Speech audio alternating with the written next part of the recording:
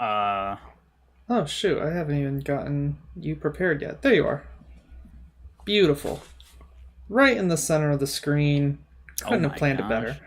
Well, listen to this man's excuses. Wait, can people see us? Yes, and hear us. And here's Bryce's excuse as to why he's not on the recording. He says, "I'm moving in a week and I packed up my recording things yesterday." That's a bad excuse. That is disgusting. Yeah, I am. Who does he think Look, he is? I'm just saying, you have to ask yourself your priorities in life. Is it being able to move, which is one of the most stressful events that you can go through in life, per multiple psychological studies, um, and doing so in relative stress free and confidence, or is it to record for a soccer podcast to people on the internet?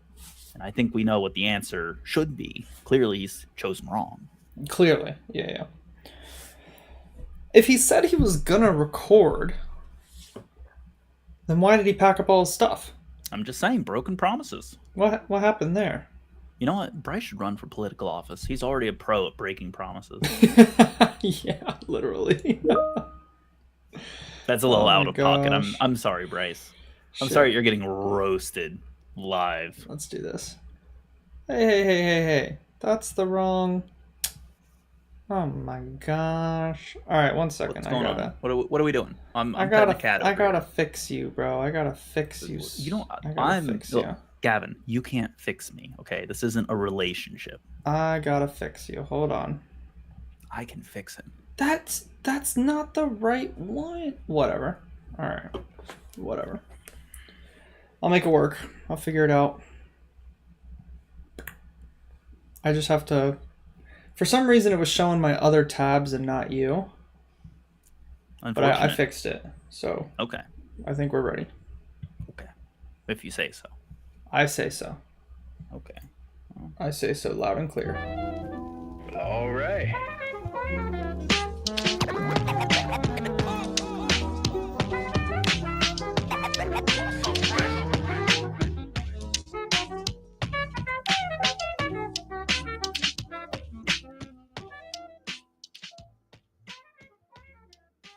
Hello, everyone, and welcome back to the MLS Now podcast. I'm your host, Russell. You can find me on social media at Mr. Danger Russ, and you can find the podcast on social media at MLS Now Podcast. We're here. This is the last episode prior to our wonderful wall-to-wall Leagues Cup coverage. Joining me, of course, some people play Where's Waldo when they're growing up, and even when they get older. I personally play Where's Gavin. You can find him on social media at LionsBlog1, except you really can't find him there because he won't respond to that or to phone calls. Gavin, hello. Happy Monday. Happy Monday. Gavin, I would just like to note, you didn't answer any of my calls at any point, and I don't know what to think anymore. I'm starting to think you don't like me. We talk at 9 p.m. on Friday. Why do you need to be calling me at 5:40 or on Monday? Why do you need to be calling me at 5:42 on Monday? Is the I real had a question for you. What was your Well, question? it doesn't matter anymore. You could have texted me. You I didn't. could have texted, well, but I was driving, so I couldn't text it to you because that would be irresponsible. That's fair. So what happened between the time that you got home and this moment in time right here? You still haven't asked me a question. Well, you see, Gavin, I was eating dinner, and then I told you I had to, watch one of my buddies stream a game, and I was, of course, getting ready for the show. I had to think about my very clever way of roasting Gavin, as always, and then we got distracted roasting Bryce. Who really, he deserves it. So please enlighten me with this question. I forgot it. Doesn't matter anymore. Hey, how was your weekend? Weekend was good. Busy. I was busy all weekend long. How was yours? Tell. You didn't answer my calls on the weekend. I did not. How was yours? That one I actually felt a little bit more offended on. I'm sorry. He's even on the weekend. Busy okay. man. Busy man. Well, it's all right. Not everyone can have a good work-life balance. It's not. I wasn't work. I don't. I am pretty strict. I do not work on the weekends. I'm pretty good about that. I don't know. Every time you say you're not working, I call you and you're like, I'm finishing up work right now, and I'm like, Gavin, we've talked about this. Actually, the reason I didn't pick up today is because I was working. We've talked about this. This one's justified though. I have a All right. huge internal department training that I'm delivering tomorrow, 2.5 hours, and Right. I was doing a practice run actually when you called me. You couldn't have done the practice run to me? This is unbelievable. I thought we had something You don't special want to here. hear where about project where we talk about management, things yada together. yada. You don't want to hear about none of that. Boring. That's insane projection. I absolutely do, and you know this. But, Gavin, okay, here's the thing. Everyone knows, though, what we're here to discuss, and that is, of course, MLS. We have a lot of things to talk about, but we'll first kick it off. MLS All-Stars coming up between now and the Leagues Cup break. You have the Skills Challenge, which is, in my opinion, the most fun part of the All-Star break, for being honest. It's better than the All-Star game itself.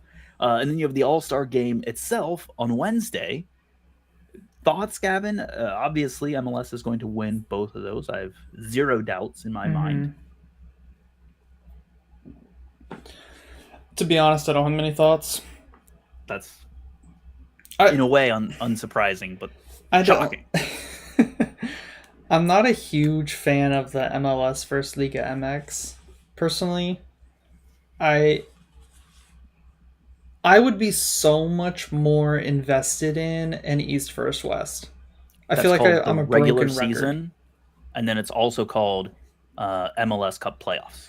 Eastern All-Stars versus Western All-Stars. Get all the Eastern guys together, get all the Western guys together. I think that'd be fun.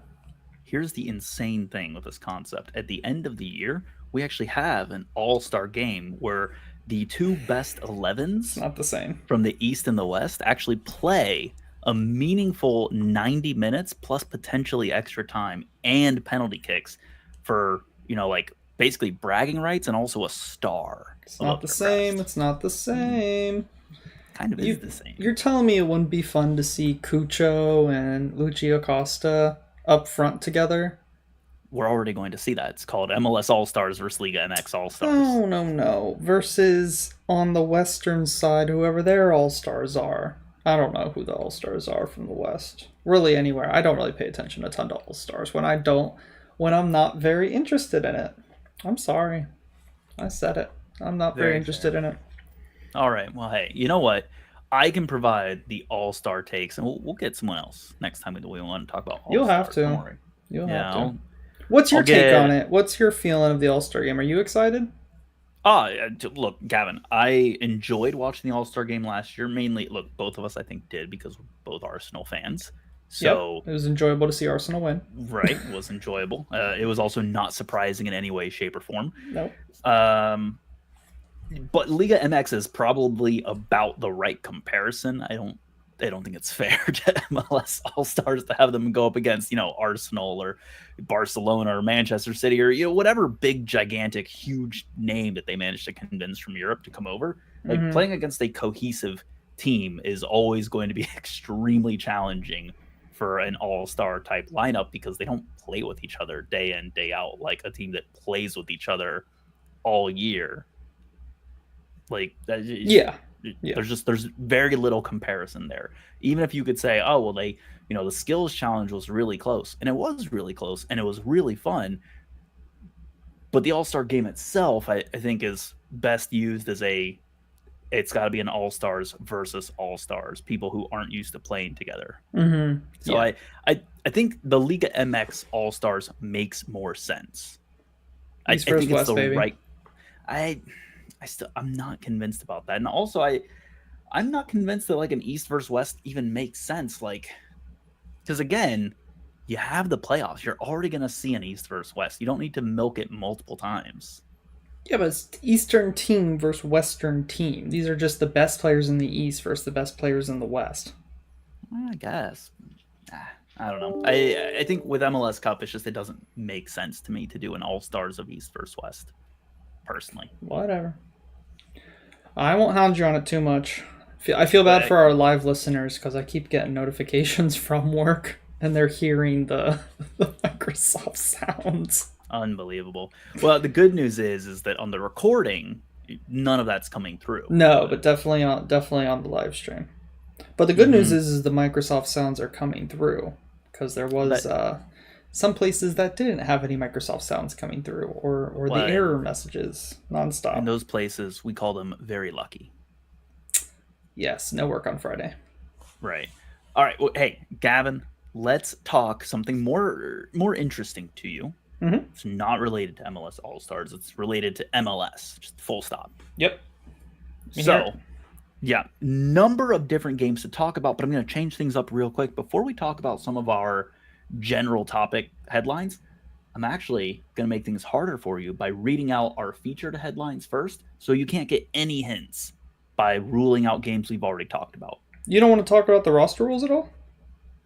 No, that No. that is an MLS sickos dedicated thing that we need Tim, and we need like at least one other person to just go down the All right, rabbit hole. give me your one line take on it for the listeners at home. If you don't know, the roster rules have been slightly tweaked. They called it a significant change. It wasn't significant at all. It's not significant in the slightest. You can use 6 DP and U22 slots, whereas before there was a little bit of inflexibility. Now hold on. Let's change your phrasing there, Gavin. That's a little misleading to say 6 DP slots and U22 slots. Combined. Yeah. You can use 3 DP slots and 3 U22 slots, or you can use 2 DP slots and I think 4 U22 slots, plus then you get additional GAM to spread out even more money. And I will tell you right now, this change is great if your club is willing to spend money. Mm-hmm. If you are a club like, I don't know, San Jose, this roster rule means nothing to you. Yeah, it doesn't mean much to them, I bet. I think I like Miami, phenomenal. Cincinnati, cool. I like the incentive to do the 4 U22s.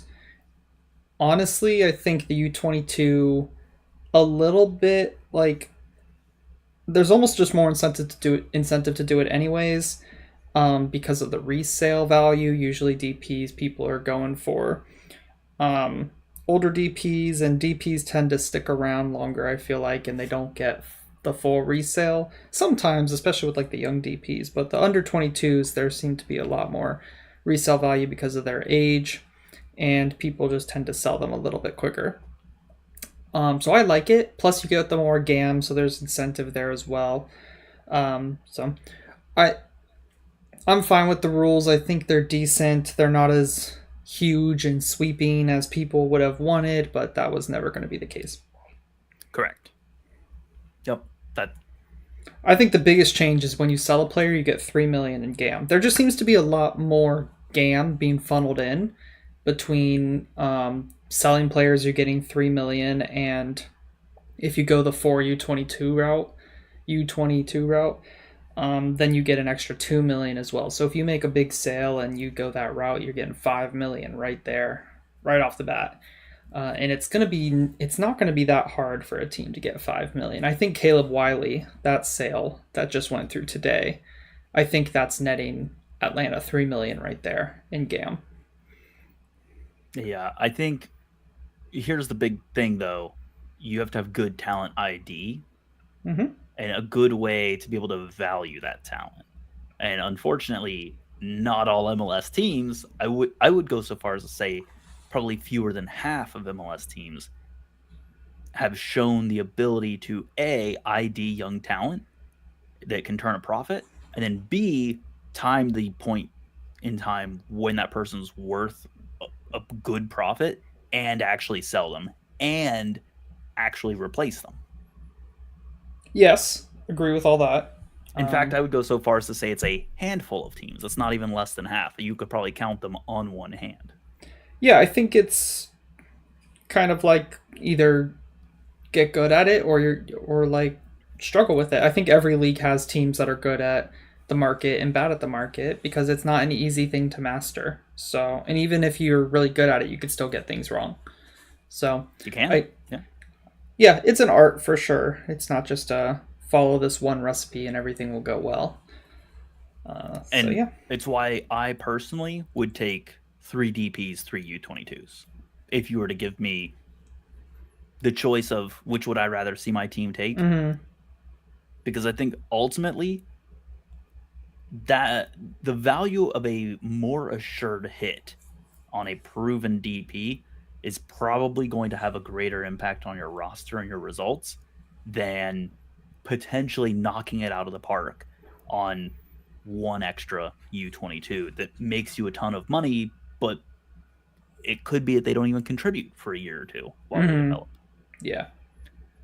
So I think you can adequately develop 3 prospects at the same time. Maybe your only thing is like, well, what about the extra $2 million? Then sell a U22 every couple of years and get your $3 million. And who at that point cares about the extra $2 million? Yep. Bingo.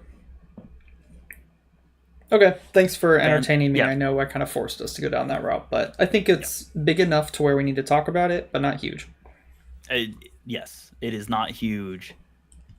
And I would say the changes were largely telegraphed to people in the know. But in fairness, how many people are in the know? So, not a lot. Yeah. Not even us all the time. Who knows? Right. Wait, apparently not us. We don't know. All right.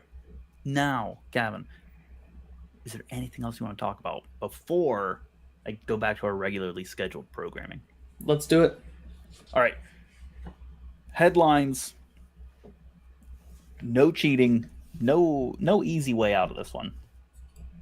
Feature headline number 1, inject it into my veins. Vancouver, Houston. Correct, yes. That very easy one. I'll give you an even easier one. Headline number 2, didn't hear no bell. Philadelphia, Nashville. Oh, wrong. How could you get that wrong? It was all over social media, Gavin. It's Colorado versus Salt Lake. Oh, the late goal, the late penalty. Colorado, like their supporter section, C38 had a giant Randy Marsh tifo. That's right. This was the easiest one I will have ever given you. Like 4 times too. Everybody was talking about it all week. Great I was tifo. thinking of the Philadelphia Bell. You're thinking of Rocky in Philadelphia. What's the right, they have a bell, right? In Philadelphia. The Liberty Bell. Liberty Bell. Yeah. We made a Liberty Bell reference like 2 weeks ago. Yeah. Mm-hmm. Okay. I had a good reason for being wrong. You should have known. I should have known. You're on social media enough that it should have been the top of your mind. I know. I had 2 potential headlines for this next one, and I felt that both were maybe a little too niche, so I took the one that I think is slightly less niche. Gone without the win. Gone without the win? Gone without the win. Gone without the win. So it's Gone with the Wind reference, but I don't really know what Gone with the Wind is, really. So Gone without the wind, or without the win. Is that the New England Revolution versus Dallas game? It was Atlanta versus Columbus, Gavin. Oh, okay. Gone with the Wind takes place in Atlanta. Oh, okay. Good to know. Good to know. Alternate headline was going to be Sherman's day off. Like Richard Sherman? Like the General Sherman who marched on Atlanta.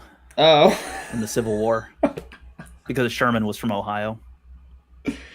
Do you know who Richard Sherman is? I'm sure you do. I'm not thinking of it right now because I'm so. He used to be a You should know this. You're an NFL fan. He used to be a cornerback in the NFL. Okay, look, I don't know anything about cornerbacks in the NFL. Okay, I'll take that one You're right now. You're a casual. A filthy casual for the NFL. Okay. You talk some soccer, certified sicko. But I think he was on Seattle Seahawks. But okay. I don't know anything about the Seahawks. I mean, me neither anymore. But, there we go. I mean, I could be wrong about that too. Okay, so what's the last one? The last one is the Three Musketeers. The Three What? Three Musketeers? It'll make so much sense when you get it and think about it. The Three Musketeers. Oh, it does make sense. Okay, it's It's LA Galaxy Correct. Yes. versus Portland. Yep. Spot on. There you go. What are you talking about? Okay. No, no, yeah. no. I told you it was gonna make sense once you got it. All right, I got a 50%. I got an F. 50. Well, hey, look, 50-50 win. If you're a soccer coach and you win 50% of the time, that's a good record. And MLS, Assuming yeah. that assuming that you evenly split losses and draws. But if you're winning 50% of your matches, it's decent. It's decent. Okay. Yeah. I'm liking the positivity. I'm liking it. Yeah. Look, 1.5 points per game gets you to the playoffs every single year. Beautiful. So, look, Gavin, you're a playoff quiz taker. All right, are we going in order? No, we're gonna go back to general topics before we dive in, Oh. unless you want to go in order. Let's do some general topics then. Let's do it. Okay. No, okay, never mind. You've changed my mind. We're gonna go in order. Vancouver versus Houston. Okay. How dare you do this to me? I blame you for distracting me. Vancouver 3, Houston 4. Gavin, title injected into my veins. This was the game to watch. It was an unbelievable amount of fun.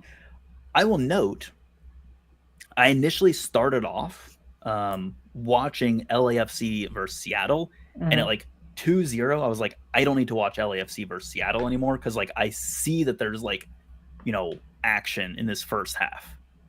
Houston's up initially, I think 2-0 over Vancouver. Yep. And then like Vancouver's coming back and they're up 3-2. And then Houston wins it 4-3. Like, and it's a late goal. Like a very 87th to 88th minute late goal. Like a heartbreak for Vancouver. Phenomenal game. Yeah. Unbelievable game. Yeah, you summarized it really well. Peak MLS after dark. I had turned the match on. It was 2-0. I was obviously, as I said, busy Saturday. Then, halftime comes around, and I think I switched over to one of the other games that was live. I can't remember which one. One of the other late kickoffs. And then I go back to that one once the second half kicks off, and I think as soon as I switched over, like 20 seconds later, the first goal goes in. I'm like, oh, okay, 2-1. Like maybe there's a comeback on. Like, Oh boy, they seem to have some momentum. 2-2, and I'm like, and then it's 3-2, and I'm like, whoa, okay. Yeah. So Vancouver are winning this. Keeping tabs was melting down. Oh, I'm sure. One of our wonderful correspondents was losing his mind on social media. And again, I love to live vicariously through keeping tabs. And then Houston they figured it out. Some switches were made. They were a little bit more compact. They stopped giving up goals, obviously.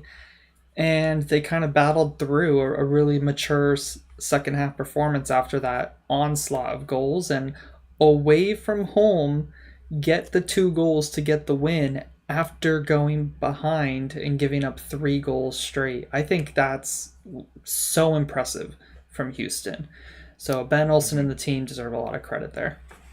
Absolutely. And doing it at BC Place of all away venues. Yep. Just insane. Insane game, Yeah. really fun. Highly recommend you go watch it. Just especially that second half where there's 5 goals? No, 6 goals. No. 5. 3 goals for Vancouver, 2 for Houston. 5 goals. Insane second half. Hey, what are your thoughts on Griffin Dorsey? Obviously he's a good player. He got a couple goals. He's decent. I wouldn't say he's like one of the better fullbacks in the league.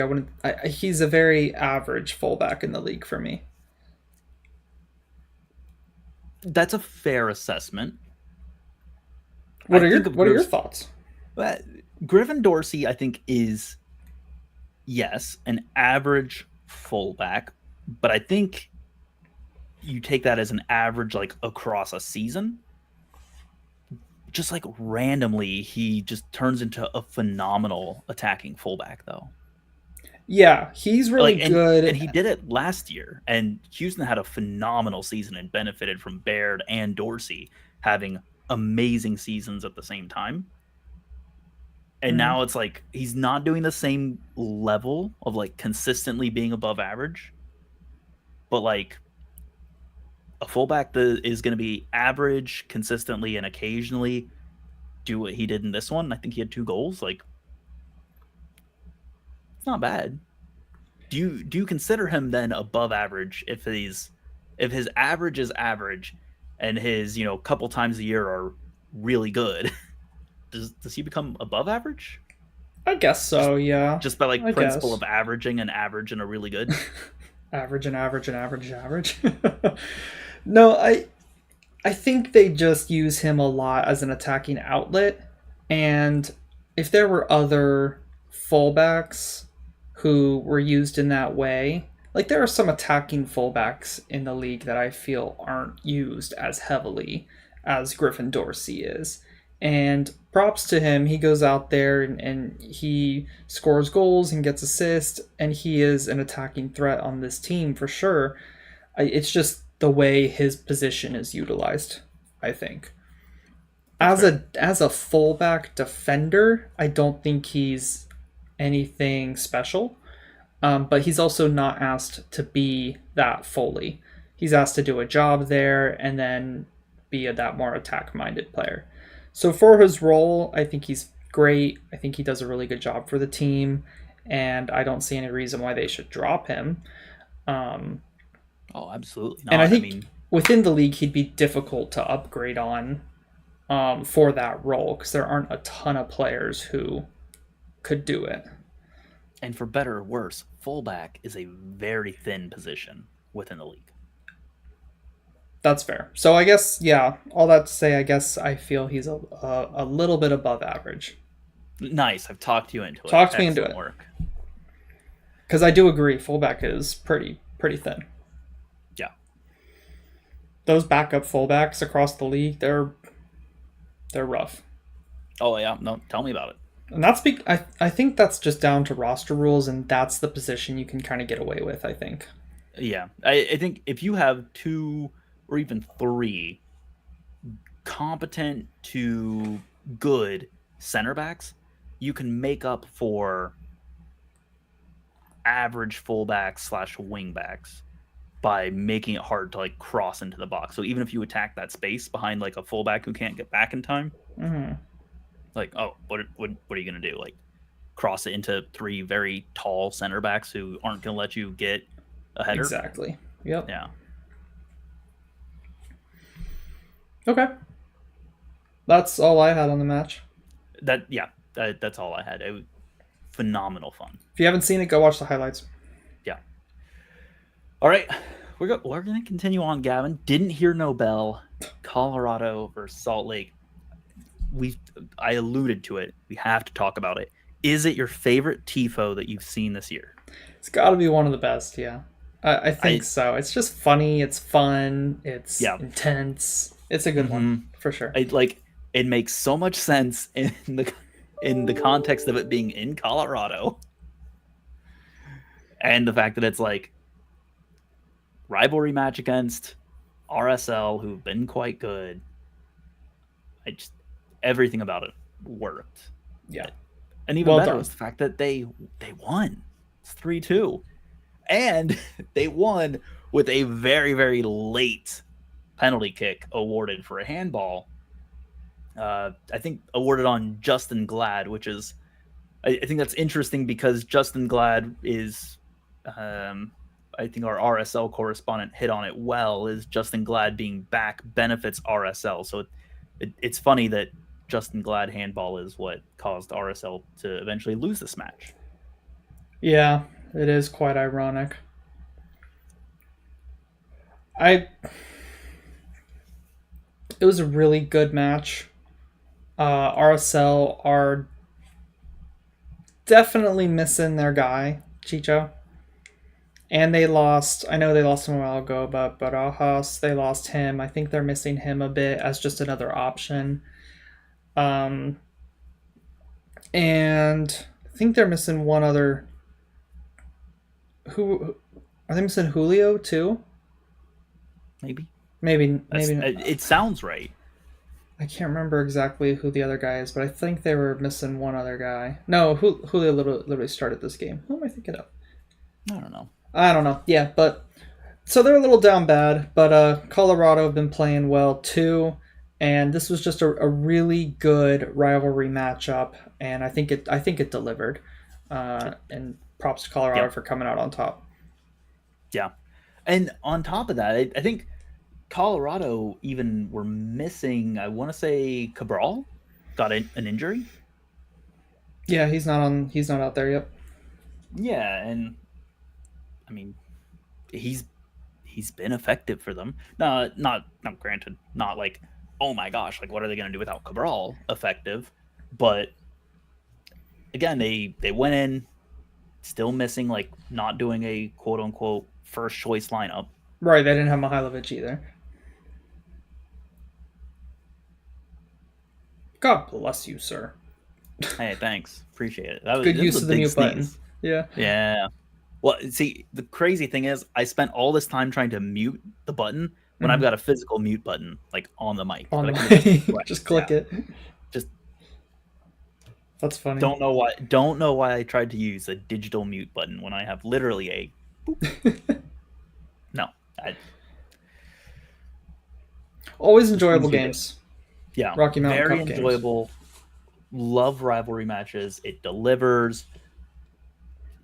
Colorado, I mean, it's just like we've said it a million times, and I think we're saying it because we have to take our lumps at this point.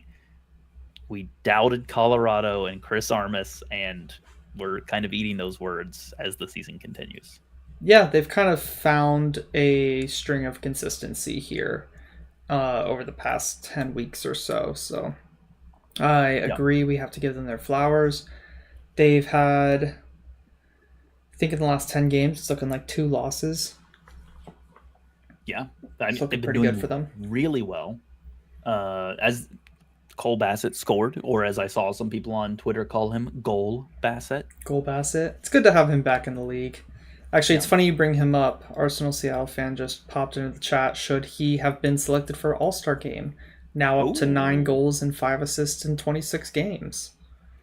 Potentially. And, you know, Nancy had to select some replacement guys since people got injured. I think Ryan Gauld is now out as well, which is a shame because I like Ryan Gauld. But, you know, it is what it is. He certainly should be on the short list at a minimum. He's been a really important player for Colorado Rapids. They're up to 7th in the overall standings, near the top of the Western Conference table. I think in 4th. Yeah, in 4th. So, and they feel like they could and should be higher. Yeah, I think they're just struggling to go that one level extra. That's where they're struggling, but so far so good for Colorado. In fairness as well, we say that, and then it's like you think about the teams that are above them, and it's like RSL, LA Galaxy, LAFC, and it's just like, whew, like yes, they are playing well enough that I'm like, yeah, they should be a top team in the West. And then you look at the other teams that are also top teams in the West, and you're just like, those are also top teams in the West. Yeah, so that's a tough group to get past right now with the way those teams are playing. So yeah, huge win for them to get right after their loss at LA last week. Yeah, agree. Or midweek. And 6-pointer match too. Beat RSL, get a little bit closer. And they won the Rocky Mountain Cup, so that's important to them as well. So good stuff all the way around. Absolutely. Good match too. Very enjoyable. A lot of really fun matches out on the West Coast this past weekend, which as I say this, we're instead going to talk about a non-West Coast match immediately after with Gone without the win. Atlanta 2, Columbus 1. I saw a phenomenal meme. Not a meme. I saw a really good video on Twitter, compilation. It was Saba on the corner, hands up, brings him down, takes a corner kick, swings it in, lands right on Gregerson's noggin, goes straight into the goal, and it's just like you may as well have played the same video above and below twice because the goal is basically the same. It was unbelievable how eerily similar. you can tell that is a very rehearsed play. And the follow up is like, if that already worked once, right? As Columbus, like, how do you not mark Gregerson another time to prevent that? Like, clearly that's what they're looking for. Huge miss, and Nancy and team are going to want to get back on the training ground and figure out what happened, because Atlanta clearly found a weak spot within this Columbus defense. They've been one of the best this season, if not the best, I believe. And 2 goals off of corners just feels very uncharacteristic of them this season. Yeah. Hey, here's a really funny statistic for you, though. Yeah. Brad Guzan had a 0% save rate in this match. Because there was 1 shot on target? There was 1 shot on target from the Crew, and it was a goal. That is funny. That is funny. Yeah. Now, granted, that's probably that's an issue too. If you're Columbus, like, you need more than 1 shot on target. I don't care what team you are, right? You need to have more also than 1 uncharacteristic of the Crew. Yeah, extremely uncharacteristic considering, what was it, last week there was a statistic going around that, you know, that in their recent games they were like 20 goals for, 2 goals against. Yeah, they had like unlocked it. They unlocked a formula. Like, they figured out the MLS, and then they didn't. Right. They went to a struggling Atlanta side and got beat. It's a heavily struggling Atlanta side that's losing to literally everyone except Miami and apparently Columbus. Oh, yeah. Doesn't make sense. No. Arsenal Seattle fan asks, Gregerson or Robinson? As in to keep, or if like you could only have one or the other? Because I think Robinson would be my answer every day of the week. I would take Robinson, and I would say that my biggest concern is the fact that Gregerson this season has shown either A, he's off the field for injury, or B, he's off the field for like suspension. Yeah, and like, I think if you're going to have just one anchor, you need them to be available for as many matches as possible, and injuries and or suspensions are not great. Right, yeah. Robinson would be my answer. Yeah. That said, I mean, recency bias, right? Gregerson, 2 goals in this match, so I have to give him his flowers. Yep. So. But it is just interesting to see, I thought this was a lock for Columbus to win this match. Just the form they've been in. I know they tied last game as well, but the form they've been in, I really thought it was all them, and Atlanta said, nope, we're going to come out, we're going to play tough, we're going to defend well, we're going to be a little bit choppy and get 2 goals off corners. That's exactly what they did. Hey, I made a goofy mistake. You're skipping over correspondent corners. I skipped over 2 correspondent corners, so let me go back and do that real quick. I was thinking about that as we were sitting here, and I'm like, wait a second. Wait a second. I think we had both a Colorado and RSL correspondent corner. So we'll start with the winning team because, well, they deserve it.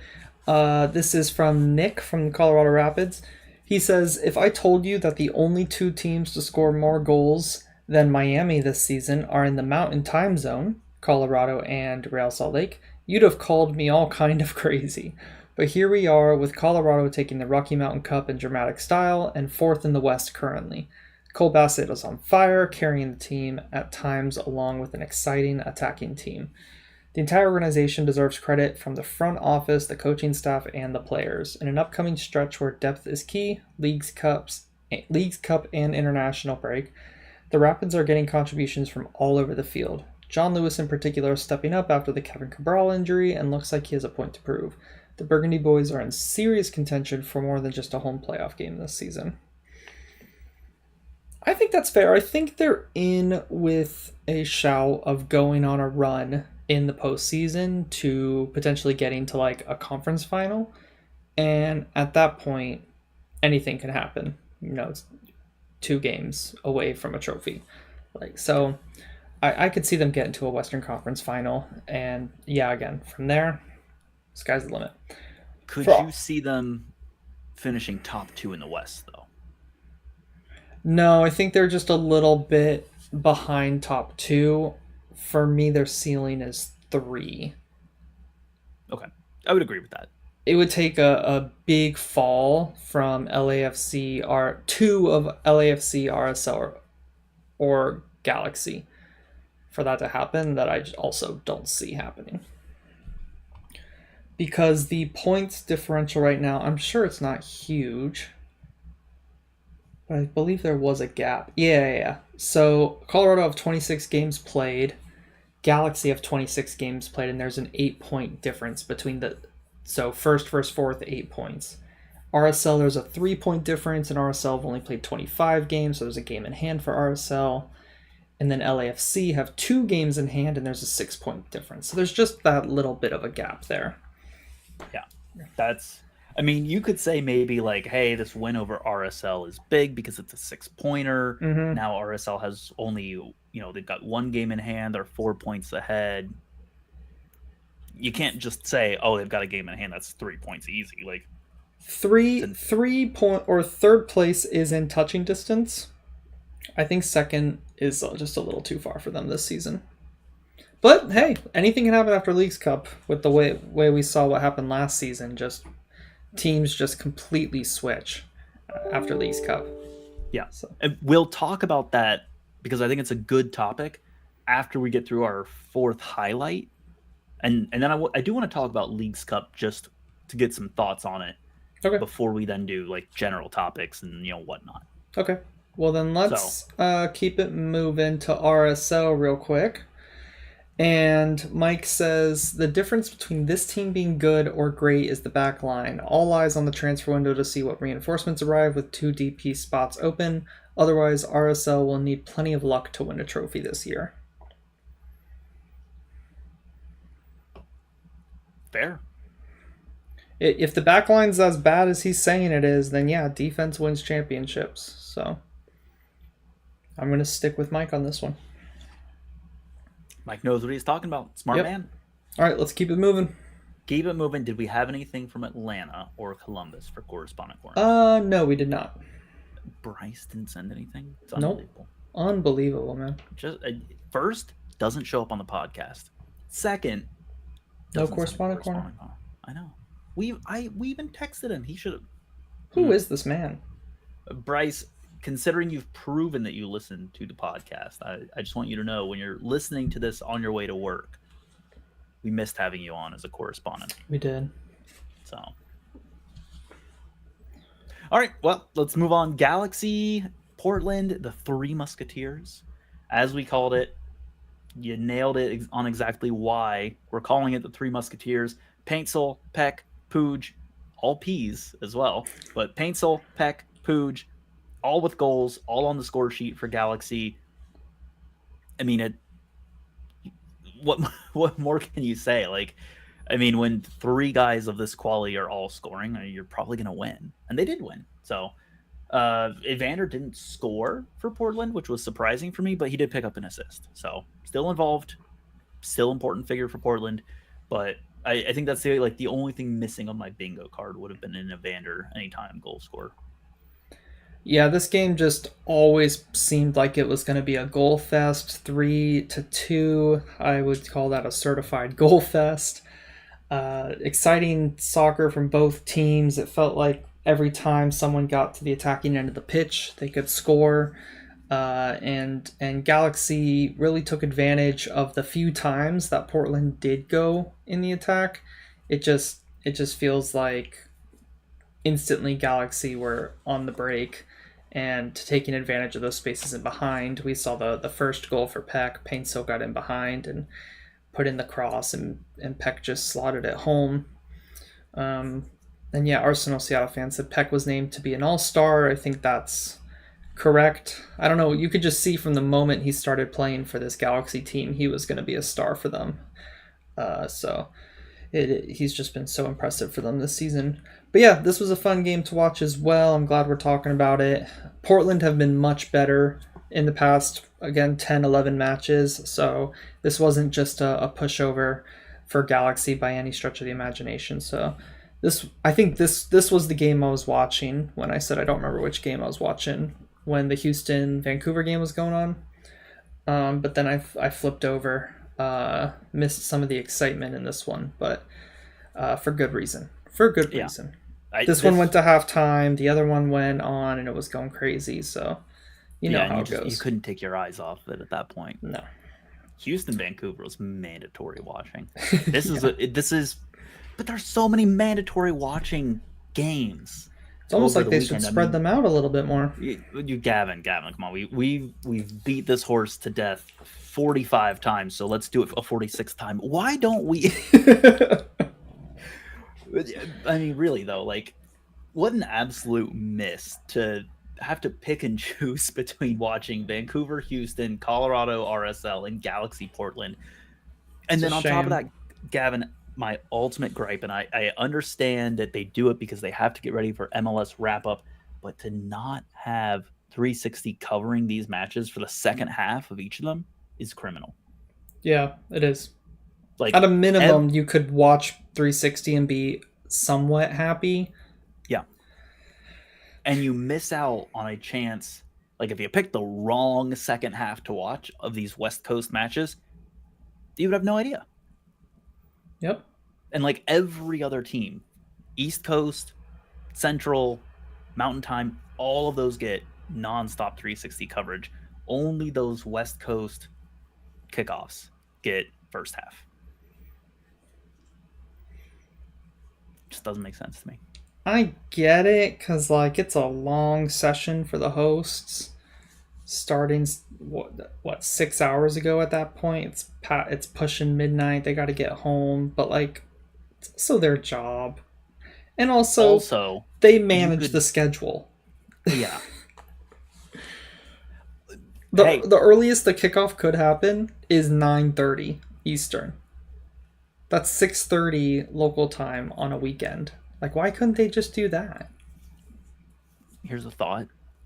Spread out your matches through the day. Maybe you get 2 studio crews. You're not going to like it, right? Like, they don't want to pay 2 studio crews to do coverage for that long. But I'll tell you this, people will watch a lot more. Just get one crackhead like the NFL does. But then they don't have coverage. They just have the highlights going and going and going. Yeah, well, people love Red Zone though. Oh yeah. Oh yeah.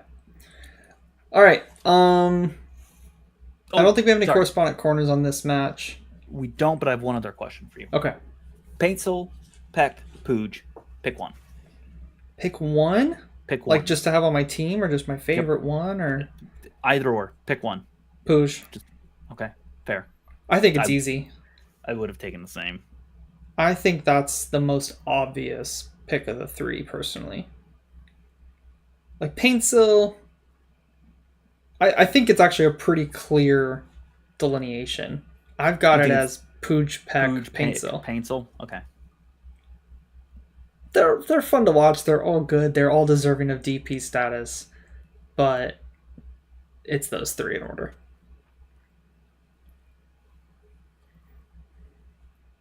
I agree with you, for the record. Yeah. Hey-o. I'm not in my we agree head for alone. Once.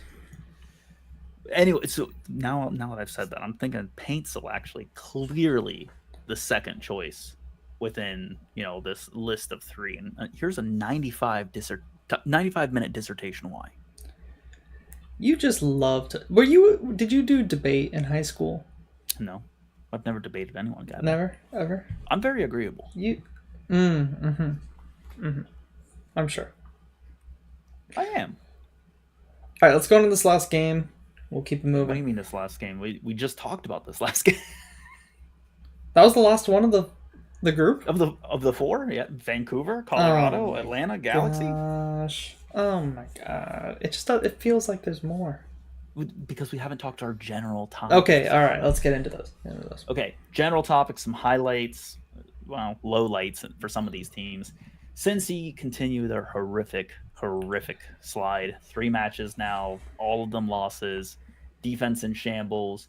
No reinforcements since the window opened. The reinforcements have been clear needs for quite a while. Still no news or signings there. Woof. You don't know it yet, but now you will. Cincinnati's in the title of the podcast. And Whoa. it says Cincy and Nashville. We'll get to them. Cincy and Nashville in free fall because you guys are down bad right now. Yeah. No, fair. Accurate assessment. Really, You guys were League's like tough. coping for a little bit, and then now it's like Yeah. these last two matches have just been really bad. we were coping for a little bit, and then competent coaches were like, wait a second, their defense is terrible. Yeah. And Red Bulls have been quietly consistent this season. Like they've been kind of hovering around that top four for the most part most of the season, I feel like. They're still Yeah. in fourth. 10 wins, 11 draws, 4 losses. Only 4 losses. If they could turn a couple more of those draws into wins, we're looking at a serious team in the East. But no one's Luckily, taking them seriously because they've just got all those draws. yeah, I was gonna say, luckily they haven't turned those into wins. Nope. Still missing that key attacking piece. Well, every year it feels like. Every year. Yeah. Well, I mean, look, it was that game in particular was painful for Cincinnati fans to watch. I mean, at no point in time did it ever feel like Cincinnati were going to be in that, which is unfortunate. No, they had you guys covered, yeah. Yeah, very unfortunate. So, anyways, like I said, great time for Leagues Cup to be coming around. I fully expect Cincinnati to be maximum 3 matches played in Leagues Cup. Maximum 3. Maximum 3. Let's go look at your group. And Speaking of Leagues Cup. It's Querétaro and New York City FC, I think. Or You no, guys should get out of wait, is it NYCFC in the group? I don't know. You should know your group. Hold on, I'm gonna look. Definitely I don't- Querétaro. Yeah, it's NYCFC. Yep. Okay. Yep. Speaking of Leagues Cup, we did a really fun episode with all 4 of us. Russell, myself, David, Bryce. He who shall not be named. Yeah. The 4 of us got together and we did a Leagues Cup draft. So Russell put together a spreadsheet, as he does, and we each drafted 8 teams. And that's on your podcast feed now. That we did that instead of a midweek recap episode. And the rules are outlined in the episode, and we had some good fun kind of doing the draft, explaining our picks, why we think this team could do good in the tournament and within their group. It was a good way to preview the tournament, so highly recommend you go listen to that. And then we got a chance to grade each other's draft, and let's just say mine got the highest grade out of everybody. I can't wait for you to finish in 4th too. And like the hilarious thing, Gavin, is I bet if you finish 4th, whoever wins will have probably also given you the highest grade on for that sure. somehow. For sure. And then it's like their title of like knower of all things ball will immediately be meaningless because they'll be like, well, you thought Gavin had the best draft and then he had the worst. So Hey man, I had some surprising picks, but I think a couple of them might do decent. I do think you will have several very good teams in there. Yeah. So I think everyone overall had a good draft. It was very fun. yeah, I enjoyed it. We should do it for MLS maybe somehow next season, heading into the season. That'd be a fun thing to kind of keep track of. Potentially, yes. Could be interesting. Okay. So what other general topics do we have? Philly are getting right. They are getting right. They are getting right against another team in free fall. Yes. Another 2 teams, But really. I would say, yeah, but it's not just Nashville that they got right against. I mean, since their players have come back from the international competitions, they've looked alive again. There's the signs of leadership. They can see out matches. I mean, I think, if anything, this exacerbates the issue for me, which is that what are you going to do when like you don't have these players anymore? Because they're not going to be there forever. And there's apparently no leaders to step up when they're gone. Yeah, they definitely need to reload here soon. I think it's getting to that time. I think This past season, they should have noticed that they needed to reload and did it, but they waited until it became glaringly obvious, which is what you shouldn't do as a leader in a sports team. But yeah, they need to refresh. They need to put some money down. I think I saw a tweet. I didn't read the whole thread, but like the start of the thread was someone like going through Philadelphia's transfers, and like I scanned through it. They do not spend a lot of money. They are don't. not heavy spenders. And so either that philosophy needs to change, or like you don't have to spend heavy, I guess. You need to spend smartly. But it feels like they're not spending at all. At all. It's like, get Well, some the players fans- in, y'all. The fans had commented on that with ownership. Yeah. Like, And I think I remember seeing that like some of them even like took banners or flags into matches, and then like the stadium staff took it away and confiscated it. I which is believe it. unfortunate. Yeah. like you can't just rely on your academy. Like, no matter how good your academy is, you need players to supplement your academy players. Yeah. And honestly, you're lucky if you get 2 academy players that come through and contribute to the first team at all, let alone become these stars who are supposed to lead you to MLS Cup. We're seeing with like Quinn Sullivan, he's come in, he's had a above average season, I think. I think he's done pretty well, and Jack McGlynn. But they're not those next level stars that are going to lead them to MLS Cup. Not right now, at least. They need real high end talent to bring And them to where leadership. they want to go, and leadership. They don't have it right now.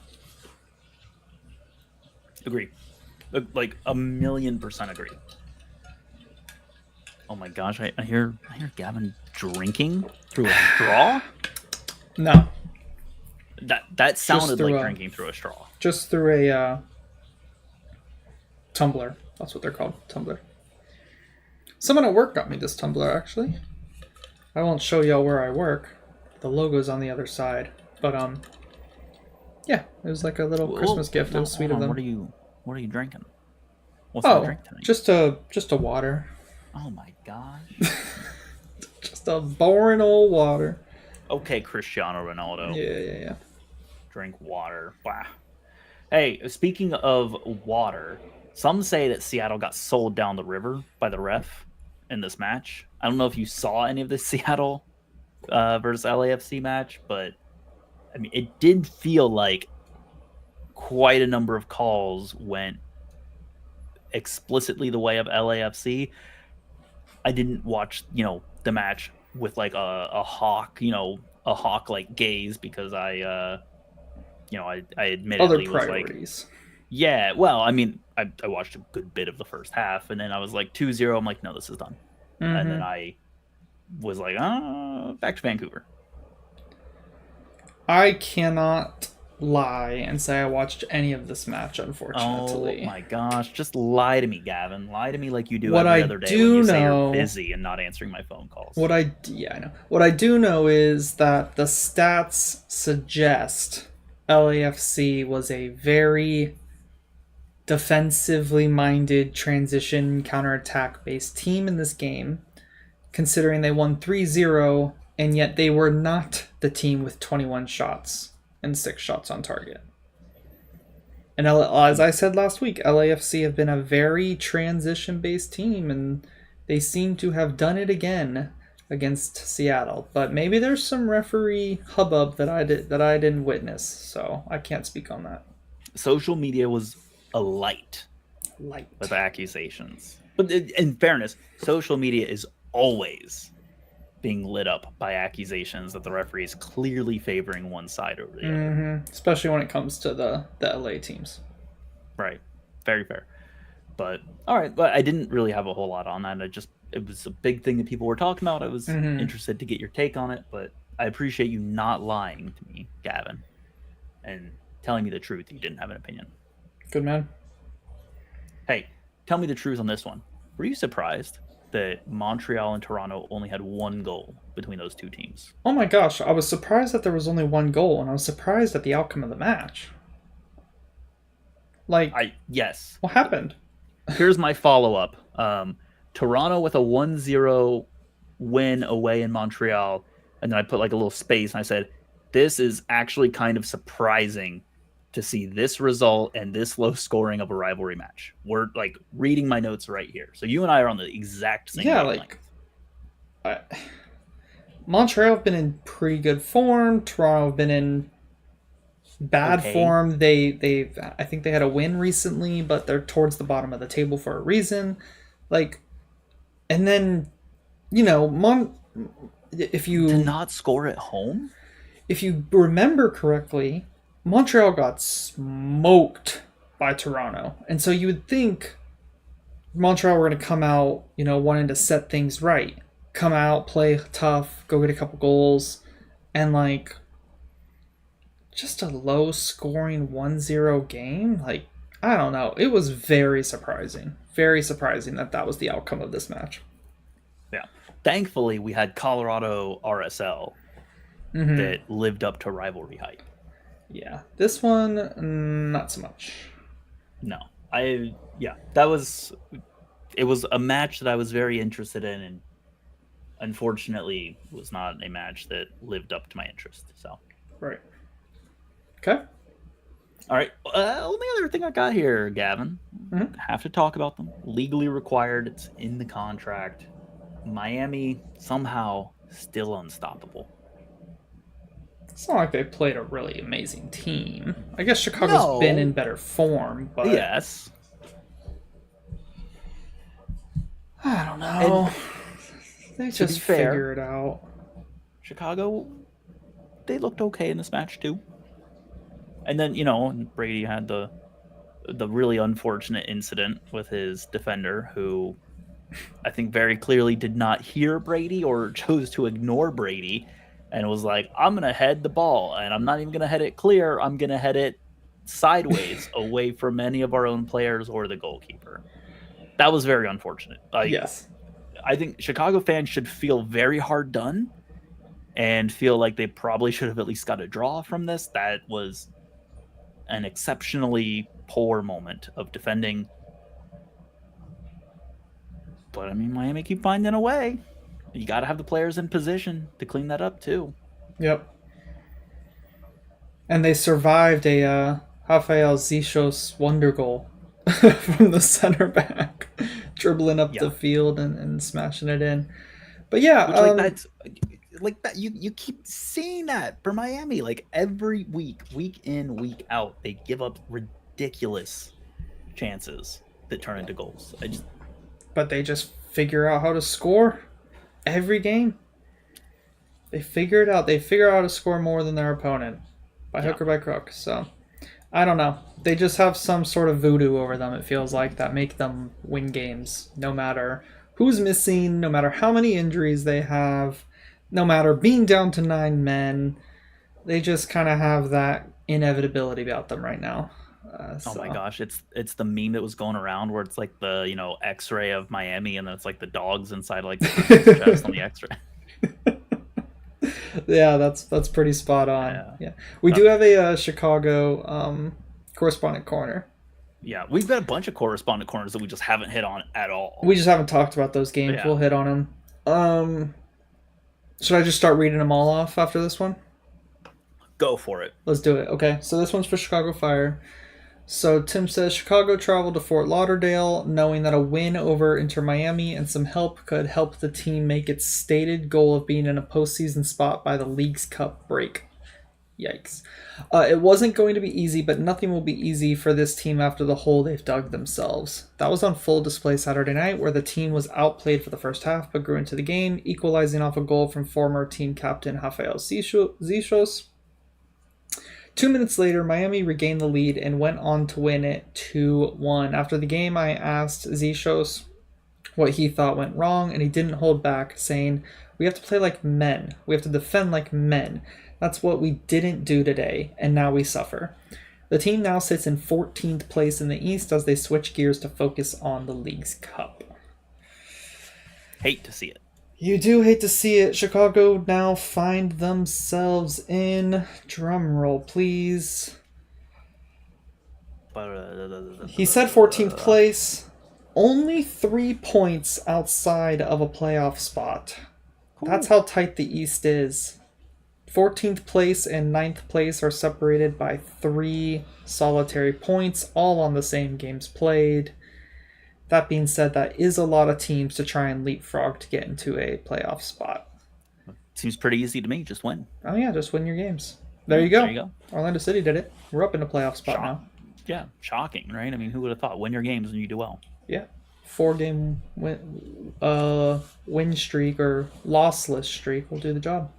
Yeah. All right, we haven't even talked about Orlando. No, we don't need to. It's a pretty boring game. I don't know. I mean, boring does game.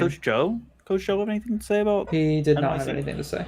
Oh, nothing this week from Coach Joe, unfortunately. Well, you know what? It's probably best for both of you. We did have another rivalry match that we'll hit on. A 1-1 draw between SKC and St. Louis. We had correspondent corners from both of them. We'll start with SKC Spins. Travis? He says, a loss and a draw seems about right for this team. I'm looking forward to the transfers and all my hope is in the Open Cup. It's funny though, the people boycotting the League's Cup don't seem to be paying attention to the Open Cup. ... Yeah,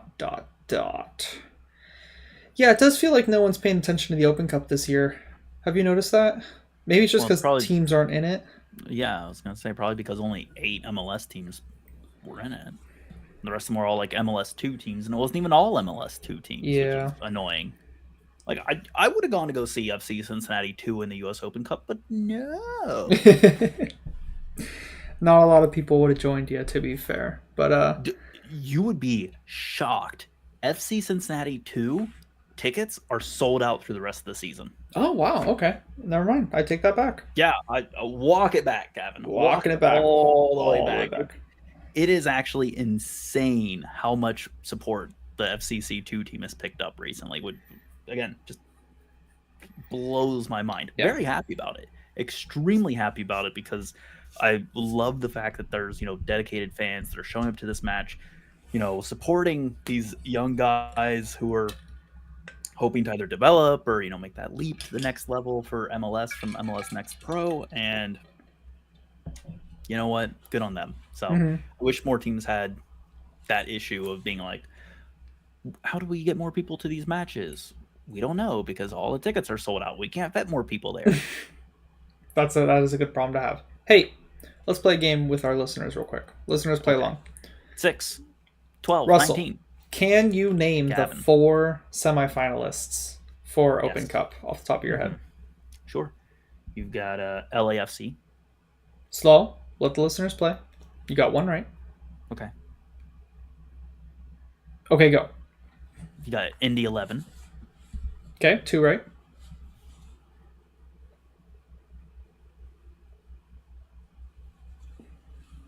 Okay, you can keep going. You're just holding. Okay. No, which is it then? You told me I was going too quick. No. You're going too slow. Plenty of time now. They have had plenty of time to name their 4 teams. Okay. Well, then you also have Sporting Kansas City, who are, I would note, they're 4th in the hosting order. They cannot host. That sucks. Yeah, it does suck. And then one more. I believe it is. I think Seattle is the other team that's in there, and I think it's Seattle is hosting at their training facility against LAFC. So that'll be an interesting one because I've heard that is a rough location to play at. Okay, Google says it's at Lumen Field, but maybe that's just their default for every Seattle match. So yeah. Yes, that is the Open Cup semifinals. SKC versus Indy 11 and Seattle. Indy 11 is 2nd in the hosting priority for the record. Gotcha. So if Indy 11 go through and it's LAFC, if it's Seattle, Indy 11 would be hosted in Indy, which is phenomenal. I would love to see that. Would be awesome. That would be so cool. And I guarantee you that would be a sold out match. Oh, absolutely, it would be sold out. So, okay, good Open Cup talk there. Hopefully you enjoyed playing along, getting all 4 of them right, because you've been paying attention to Leagues Cup this year, right? right? Yeah, 100%. To Leagues Cup Right. or to US Open Cup? Oh Which one am I shoot, paying to Open attention Cup, to? I said it wrong. You know what I meant. Gosh, To Gavin, Open Cup, you're right? not even paying attention to the I Open Cup. am paying You're attention to getting Open it Cup. distracted with the Leagues Cup. Gavin, you're being part of the problem. I am part of the problem. Oh my If gosh. you're not part of the solution, you're part of the problem. Okay, St. Louis City, other side of the rivalry match that we didn't really touch on. At this point, a spanking Not by in the US Open Seattle. Cup. No. At this point, a spanking by Seattle and a draw against a rival just feels predictable. Results are now a run out the clock situation. In select moments, we saw a team capable of doing more, which is a weird sort of encouragement. But in general, St. Louis is now fully what it appeared to be in March, predictable. Let's get the kids minutes, have the new signings settle in at their own rate, figure out how to fill the remaining holes before the window closes, and put our sights on 2025. Off the field, I'm proud St. Louis City is being proactive in Open Cup conversations to get MLS back on the same page with the rest of American soccer culture. Did you see that? They hosted talks between supporters and MLS on Open Cup matters. I thought that was pretty cool. Excellent. Are they going to do anything about it? No, they're just going to host the talks. MLS is going to check it off their list, and that'll be that. Fair enough. All right. Disappointing, but I don't see why MLS would do anything to appease the fans. It literally, like, there's no benefit to them doing that because the fans will continue to follow their teams no matter what MLS does. Now okay, this is another rant. I hate that I'm taking us on a tangent, but I don't hate taking us on a tangent here. I had just a very brief discussion with one of my buddies who works on the culinary side of TQL at the stadium there for Cincinnati, and I had asked him, like, hey, there's a cancellation, right, for these matches, and it's always like day of the event. For instance, Hurricanes going through Houston didn't cancel the match, tried to still have it, ended up having to postpone it for obvious reasons because there's a hurricane going through Houston. And I asked him, I'm like, hey, how much of a pain in the neck is it to, like, try and cancel this, right?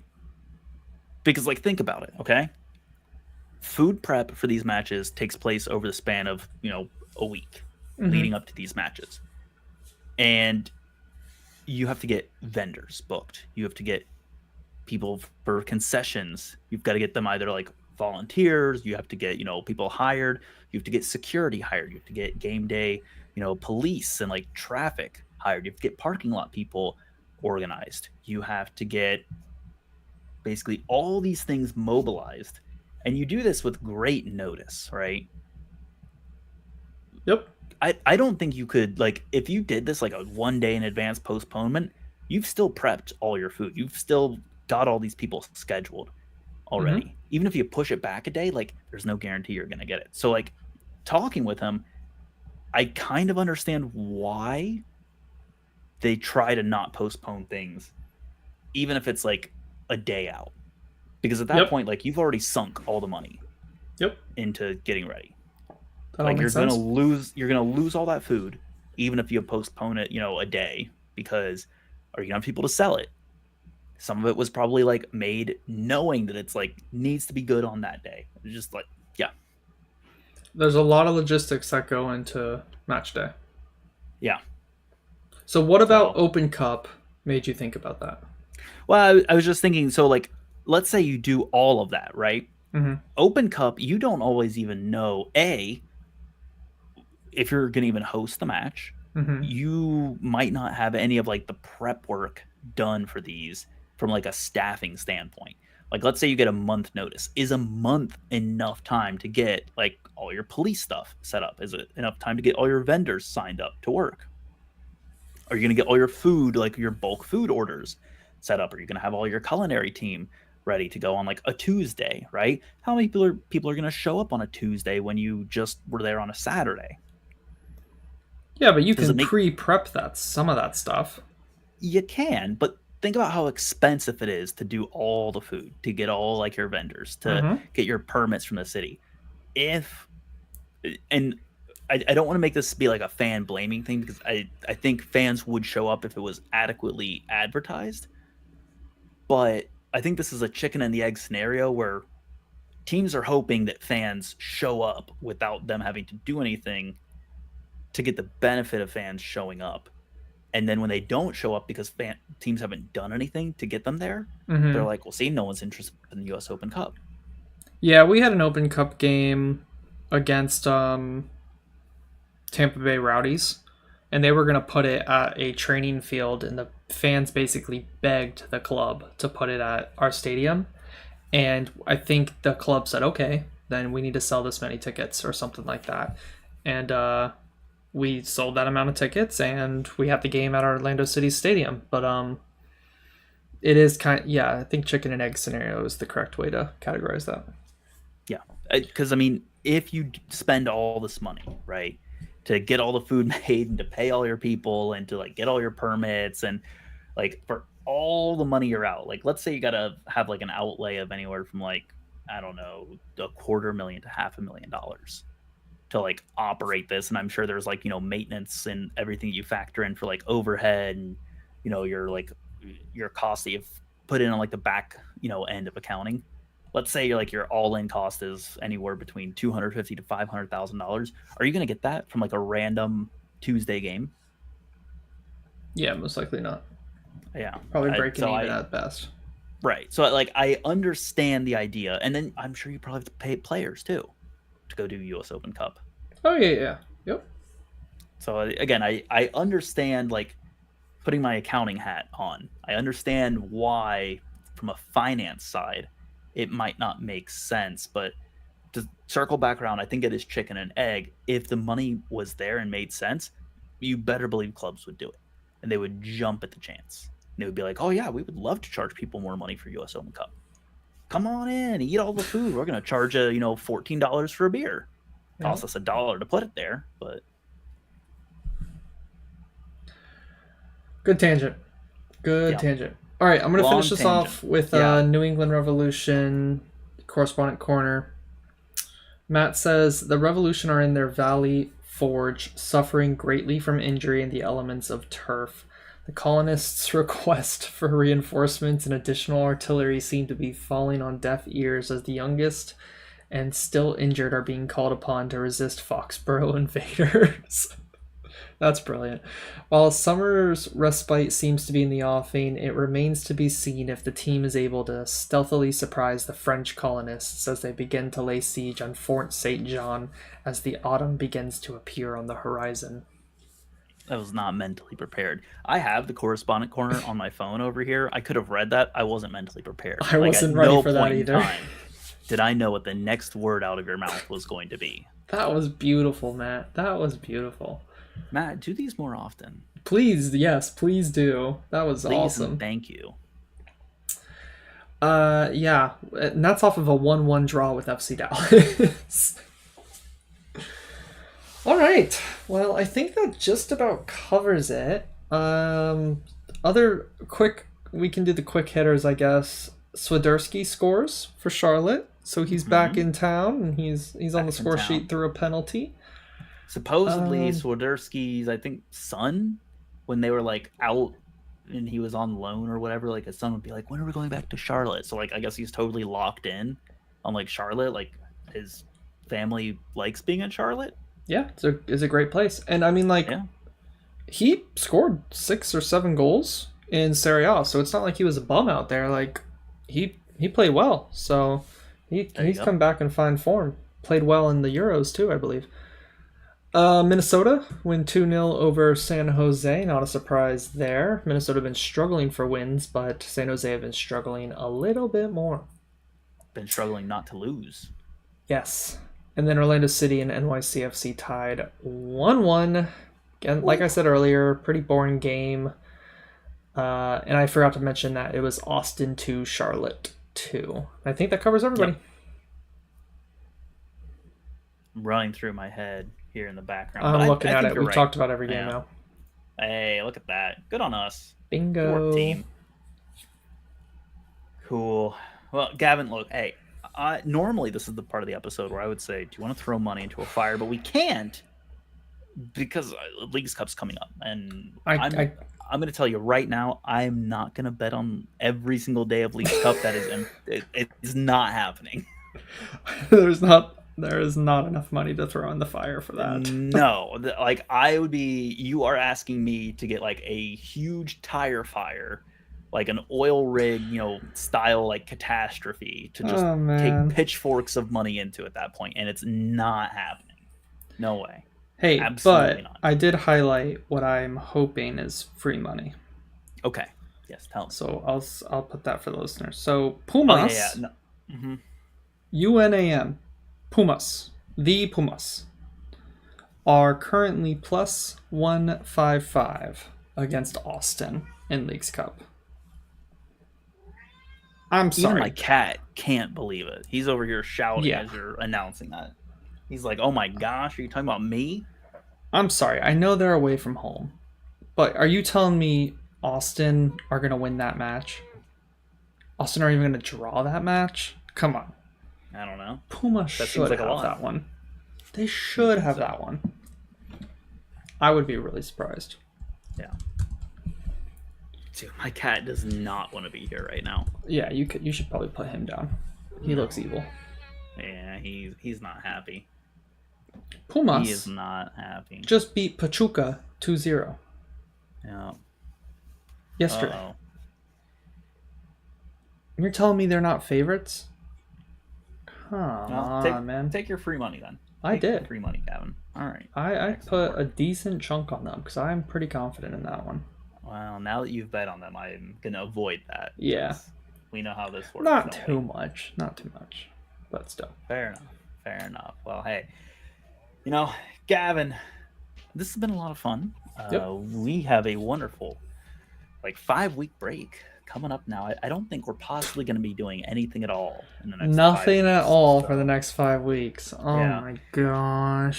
So hey, if you've enjoyed listening to us talk MLS, feel free. Just don't expect to see anything surprisingly show up in your podcast feed every single morning for the next 5 weeks or anything. Certainly not. That would be ridiculous. But on the off chance that you are looking, hey, we're gonna be doing Leagues Cup coverage every single day. Keep your eyes peeled for it if you want to tune in on that. If you want to have us do all the hard work of watching matches for you, and you just get to listen to the fun, the highlights, we're here for you. Gavin, here we are. Get ready. Here we Fun are. here again. Starting Saturday. Starting Saturday. That's right. All right. Well, as always, you can find Gavin on social media. He will not respond to you, but you can send messages into the void, shout at the clouds. You can find him at Lions Blog 1. You can find me on social media at Mr. Danger Russ, and you can find the podcast at MLS Now Podcast. Gavin, listeners, till next time. Till next time.